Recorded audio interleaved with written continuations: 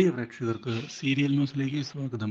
കൂടുതൽ സീരിയൽ ന്യൂസുകൾ അതിവേഗം ലഭിക്കുന്നതിന് ഈ ചാനൽ സബ്സ്ക്രൈബ് ചെയ്യുക. ബെൽ ഐക്കൺ മറക്കാതെ ക്ലിക്ക് ചെയ്യുക. വീഡിയോ ഇഷ്ടമായി എങ്കിൽ ലൈക്ക് ചെയ്യാൻ മറക്കരുത്.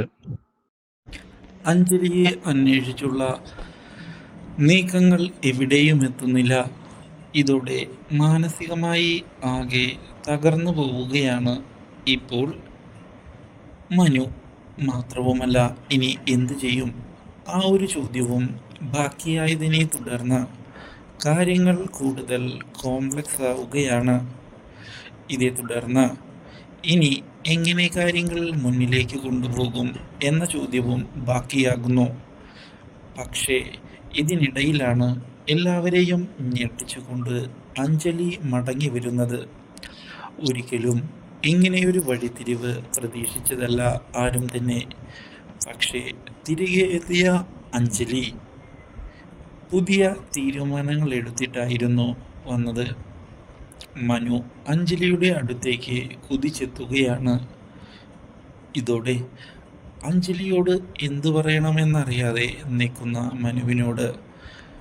മനുവിന് ഡിവോഴ്സ് അല്ലേ വേണ്ടത്? അത് നൽകാൻ ഞാൻ തയ്യാറാണ്. മനുവിന് നല്ലൊരു ജീവിതം കിട്ടട്ടെ എന്ന് ഞാനും ആഗ്രഹിക്കുന്നുണ്ട്. ഞാനൊരു തടസ്സം നിൽക്കില്ല മനു.